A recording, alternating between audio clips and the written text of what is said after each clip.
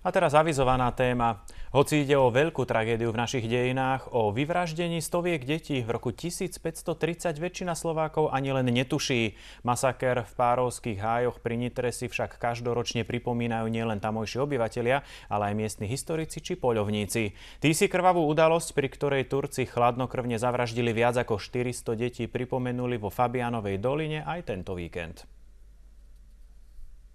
Všetko sa to odohralo posledný septembrový týždeň v roku 1530. Turci sa vracali zo svojej výpravy, počas ktorej zajali stovky malých detí. Tie mali skončiť ako budúci janičiari. Turkov ale prekvapilo blížiace sa cisárske vojsko. Rozkaz preto znel jasne: všetci zajatci musia zomrieť. Turci na mieste priamo v lese popravili viac ako 450 detí. Kde sú tieto deti pochované? Kto ich pochoval? Ťažko je povedať, pretože vtedy boli tak strašne ťažké časy, že kroniky sa neviedli.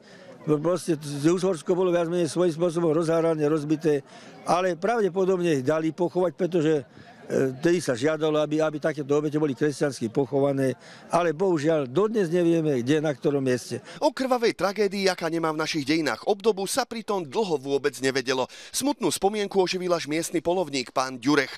Na mieste, kde sa masaker odohral, obnovil aj kríž, pri ktorom sa každoročne stretávajú poľovníci aj miestni obyvatelia. Spomienku aj tento rok spojili so svetohubertskou svetovou omšou.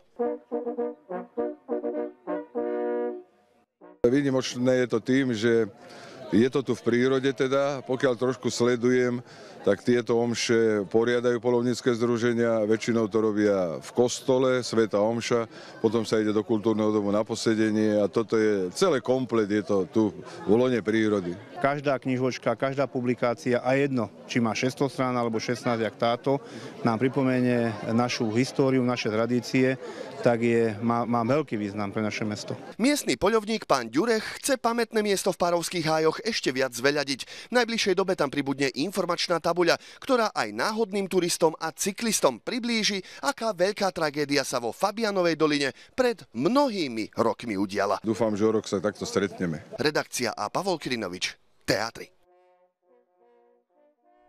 Tak hlavné správy na Teatri sa končia. Samozrejme